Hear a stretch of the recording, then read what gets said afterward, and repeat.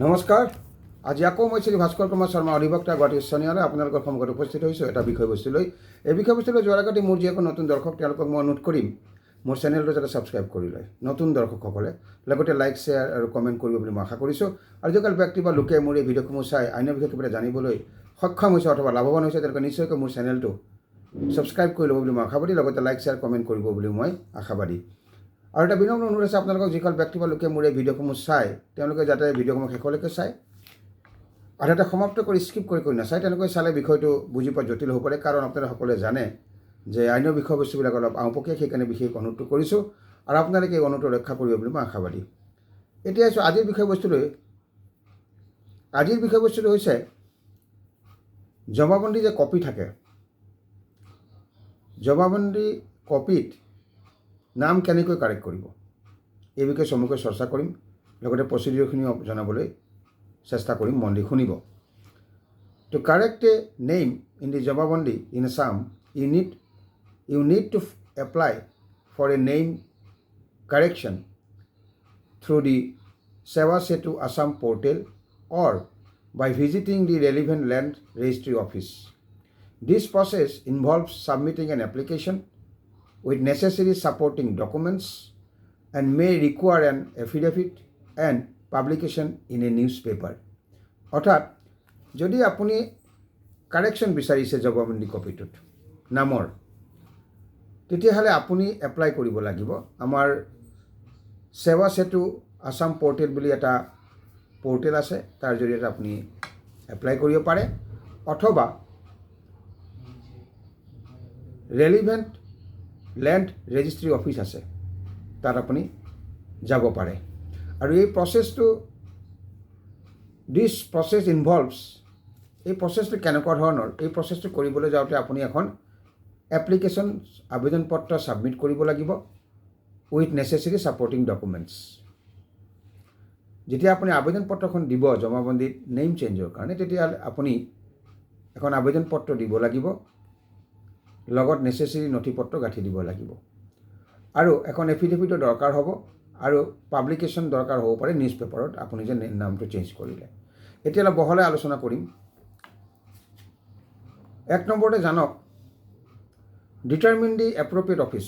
প্ৰথমে কোনটো অফিচত যাব লাগিব আপুনি সেইটো সিদ্ধান্ত ল'ব লাগিব আৰু জানিব লাগিব। সেৱা সেতু portal. Seva Setu is the online portal for applying for name correction in land records. অৰ্থাৎ জমাবন্দী ইংলিছত ক'বলৈ গ'লে লেণ্ড ৰেকৰ্ড বুলি আমি ক'ব পাৰোঁ। জমাবন্দীত যদি আপুনি কিবা কাৰেকশ্যন বিচাৰে, নেম কাৰেকশ্যন বিচাৰে, তেতিয়াহ'লে আপুনি আমাৰ সেৱা সেতু পৰ্টেল এটা পৰ্টেল আছে অনলাইন, তাৰ জৰিয়তে আপুনি আবেদন পত্ৰ দিব পাৰে। ইয়াৰ পিছৰটো হৈছে লেণ্ড ৰেজিষ্ট্ৰি আৰু তহচিলদাৰ office. If you prefer to apply offline, আপুনি যদি অনলাইন এপ্লাই কৰিব নিবিচাৰে, অফলাইন কৰিব বিচাৰে, তেতিয়াহ'লে you can visit the local sub registrar office or tahsildar's office where your property is registered.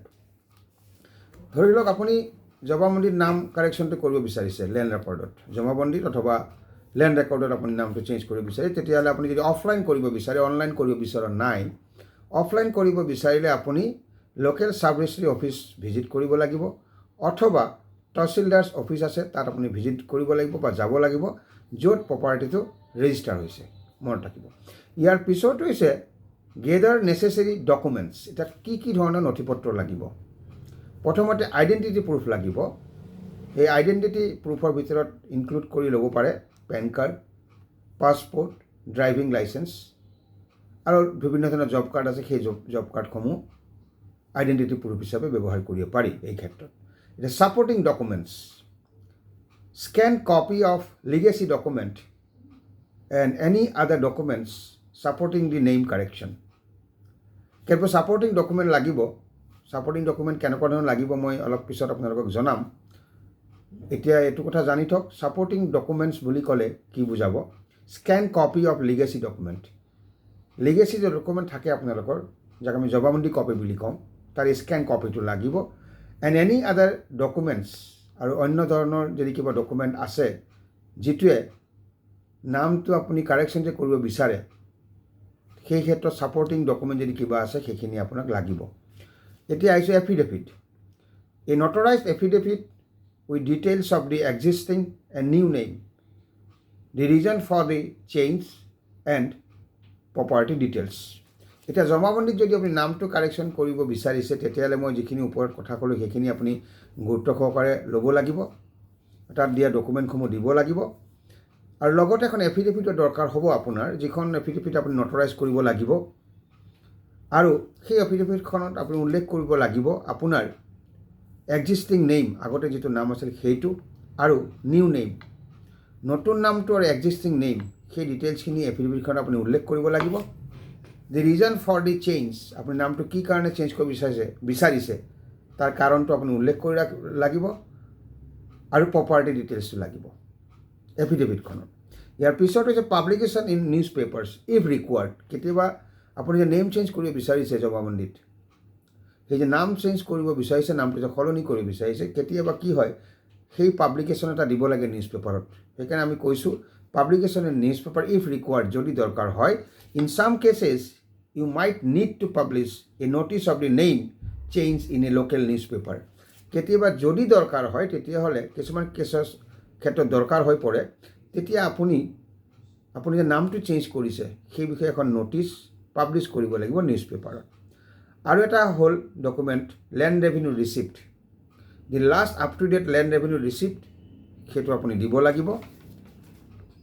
আৰু মনত ৰাখিব লাগিব এটা কথা, মনত ৰাখিবলৈ কেতবোৰ কথা আছে এই সংক্ৰান্তত। যেতিয়া আপুনি নামটো সলনি কৰিবলৈ যাব, জমাবন্দীত কাৰেক্ট কৰিবলৈ যাব, মনত ৰাখিব লাগিব কথাখিনি হৈছে a copy of the jamabandi land record related to the land where the correction is needed. জমাবন্দীৰ কপিটো লাগিব ৰিলেটেড টু দি লেণ্ডৰ সংক্ৰান্তত যিটো কপি আছে, যাক আমি জমাবন্দী বুলি কওঁ, সেইটো লাগিব। Where the correction is needed, য'ত কাৰেকশ্যনটো কৰিব জমাবন্দী কপিত, সেই কপিটো লাগিব। সেইকাৰণে কৈছে copy of the jamabandi related to the land where the correction is needed, সেইটো লাগিব। আৰু আদাৰ ৰেলিভেণ্ট ডকুমেণ্টছ কেতবোৰ দৰকাৰ হ'ব পাৰে, সেইসমূহ হৈছে depending on the nature of the correction, কেনেকুৱা ধৰণৰ কাৰেকশ্যন হ'ব তাৰ ওপৰত ডিপেণ্ড কৰি কেতবোৰ ডকুমেণ্ট আপোনাক লাগিব পাৰে। সেই এডিশ্যনেল ডকুমেণ্টসমূহ হৈছে sale deed. If you are seeking to correct the name after a sale, provide a copy of the registered sale did.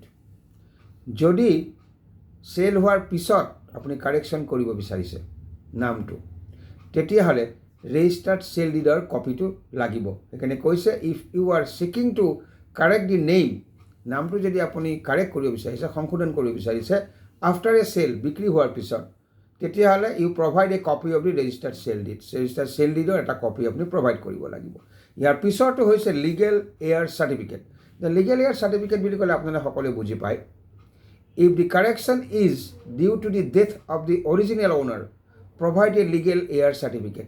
এইটো মন কৰিব, ইফ দি কাৰেকশ্যনটো কৰিবলগীয়া হৈছে যিজন অৰিজিনেল অ'নাৰ আছে তেওঁৰ মৃত্যু হৈছে, অৰিজিনেল অ'নাৰজনৰ মৃত্যু হোৱাৰ কাৰণে নামটো চেঞ্জ কৰিবলগীয়া হৈছে, কাৰেক্ট কৰিবলগীয়া হৈছে, তেতিয়াহ'লে আপুনি লিগেল এয়াৰ চাৰ্টিফিকেটখন প্ৰভাইড কৰিব লাগিব, মনত ৰাখিব। ইয়াৰ পিছতো হৈছে মিউটেশ্যন অৰ্ডাৰ।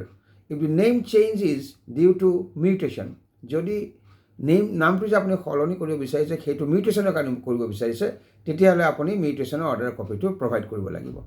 এতিয়া এফিডেভিটৰ কথাটো আগতে ক'লোঁ, মই আকৌ এবাৰ কৈ দিছোঁ, আপুনি মনত ৰাখিব লাগিব এফিডেভিটৰ কথাটো, সেইকাৰণে মই আকৌ উল্লেখ কৰিব বিচাৰিছোঁ। You may need to provide an affidavit stating the reason for the correction and confirming the details. এফিডেভিটখনৰ দৰকাৰ হ'ব, তাত আপুনি উল্লেখ কৰিব লাগিব কি কাৰণে কাৰেকশ্যনটো কৰিব বিচাৰিছে, তাৰ কাৰণটো আপুনি এফিডেভিটখনত উল্লেখ কৰিব লাগিব, আৰু ডিটেইলছ যিখিনি দিছে সেইখিনি কনফাৰ্ম কৰিব লাগিব এফিডেভিটৰ জৰিয়তে। আৰু এটা কথা জানি থওক, কেতিয়াবা in some cases you may need a gazette notification confirming the name change. কেতিয়াবা কি হয়, নেম চেঞ্জৰ ক্ষেত্ৰত গেজেট নটিফিকেশ্যনৰ দৰকাৰ হয়। যদি দৰকাৰ হয় কিছুমান কেছত, তেতিয়াহ'লে আপুনি গেজেট নটিফিকেশ্যন দিব লাগিব কনফাৰ্মিং দি নেম চেঞ্জ, মনত ৰাখিব। আৰু এটা ইম্পৰ্টেণ্ট কথা আপোনালোকে এই ক্ষেত্ৰত মনত ৰাখিব লাগিব, সেইটো হৈছে if you need to scan documents for submission, যিখিনি ডকুমেণ্ট দৰকাৰ হ'ব জমাবন্দী কপিৰ নেম চেঞ্জৰ কাৰণে, সেই কপিখিনি যদি আপুনি স্কেন কৰিব বিচাৰিছে ডকুমেণ্টখিনি, তেতিয়াহ'লে এইটো সুনিশ্চিত কৰিব লাগিব এনচিয়ৰ দি স্কেন কপিজ আৰ ক্লিয়াৰ, যিখিনি স্কেন কৰিব ডকুমেণ্টছ সেইখিনি যাতে ক্লিয়াৰ হ'ব লাগিব আৰু লেজিবল হ'ব লাগিব, পঢ়িব পৰা হ'ব লাগিব। আৰু যিটো ফাইলৰ ছাইজ হ'ব সেইটো does not exceed 2 MB in either PDF or JPEG format. এইটো মনত ৰাখিবলগীয়া কথা। অনলাইন কৰিলে কি প্ৰচিডিঅ'ৰ হ'ব, অনলাইনৰ জৰিয়তে আপুনি যেতিয়া কৰিব সেৱা সেতু যিটো পৰ্টেল তাৰ জৰিয়তে যেতিয়া কৰিব তাৰ আপোনাৰ ইণ্ডিকেশ্যনখিনি গোটেই সেই পৰ্টেলত দিয়া থাকিব। আৰু অফলাইন কৰিবলৈ গ'লে কি প্ৰচিডিঅ'ৰ হ'ব বা কি ডকুমেণ্ট লাগিব, আদাৰ ডকুমেণ্ট বা এডিশ্যনেল ডকুমেণ্ট গোটেইখিনি মই আপোনালোকৰ আগত উল্লেখ কৰিলোঁ। কিন্তু শেষৰ এটা কথাই মনত ৰাখিব, যিখিনি ডকুমেণ্ট আপুনি স্কেন কৰিব সেইখিনি কিন্তু ক্লিয়াৰ হ'ব লাগিব আৰু পঢ়িব পৰা হ'ব লাগিব। আৰু যিটো ফাইল বনিব ছাইজ হ'ব তাৰ ছাইজটো কিন্তু does not exceed 2 MB in either PDF or JPEG format, মনত ৰাখিব। গতিকে এই আলোচনাৰ পৰা আমি এইটো গম পালোঁ যে জমাবন্দী কপি যদি নাম কাৰেক্ট কৰিব লগা হয় তেতিয়া কি কৰিব লাগিব, এইখিনি আজি আমি গম পালোঁ। আৰু এই আলোচনাৰ পৰা আপোনালোকৰ অলপ হ'লেও লাভ হৈছে বুলি মই আশা কৰিছোঁ।